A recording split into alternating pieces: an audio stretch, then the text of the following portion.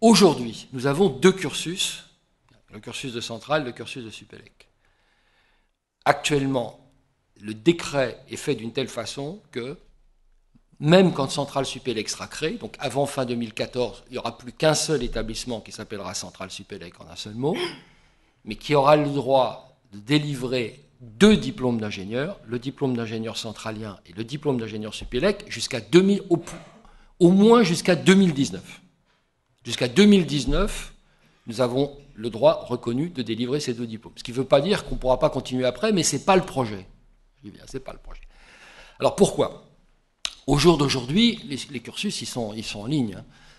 On a fait des actions pour essayer de les mixer, de les rapprocher. C'est extrêmement difficile. Actuellement, on a une option commune en troisième année. L'option énergie de Centrale et l'option énergie de Supélec se sont regroupées. Mais c'est extrêmement difficile parce que les maquettes des deux cursus sont différentes. Les maquettes sont différentes. Et ça a l'air de rien, mais je vous garantis qu'en termes de logistique d'enseignement, c'est vraiment compliqué. Donc on a fait cette expérience, on en a conclu qu'on pouvait faire certes des actions communes, mais que tant qu'on n'avait pas réfléchi à ce qu'était le projet éducatif commun, on ne pourrait pas avancer beaucoup.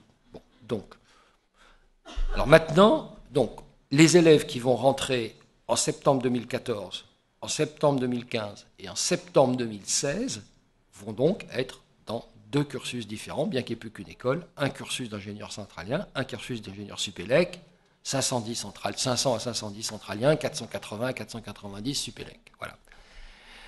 Pendant ce temps-là, on va réfléchir à notre dispositif de formation d'ingénieur. Est-ce qu'on fait un cursus, deux cursus, trois cursus, comment on l'organise, etc., etc. Et c'est devant nous. La réflexion qu'il faut avoir, c'est qu'on ne le fait pas pour la France. On le fait sur une vision mondiale. La nation nous confie 1000 des plus brillants cerveaux d'une génération. Notre devoir, c'est de les mettre sur la trajectoire la plus haute possible. Donc le vrai critère n'est pas tellement de savoir si on va leur enseigner des maths ou de la finance. Le critère, c'est qu'est-ce qui fait qu'à la sortie, ils vont être sur la trajectoire la plus haute, avec la pente la plus haute. Et dès qu'on pose les choses de cette façon, on n'est plus dans une vision française. On est dans une vision internationale où il faut que nos diplômés soient les mieux placés possibles dans ce qui va devenir de plus en plus compétition internationale. Donc on va reconcevoir nos cursus avec des ingrédients fondamentaux. L'ingrédient fondamental, c'est toujours le même, on est dans des gens qui sont intégrateurs, qui sont capables de proposer des solutions optimales, qui sont capables de prendre les problèmes dans toute leur complexité. Deuxièmement, toujours sur une base qui sait qu'on va passer une forte assise de sciences de base pour aller vers l'appliqué, toujours sur un projet international, et puis en voyant les valeurs de formation, essayer de faire en sorte que les cursus qu'on va développer portent les valeurs de formation auxquelles on croit. L'horizon, c'est 2017. Au moment où on déménagera, il faudra que notre vision soit claire de ce que sera notre modèle de formation.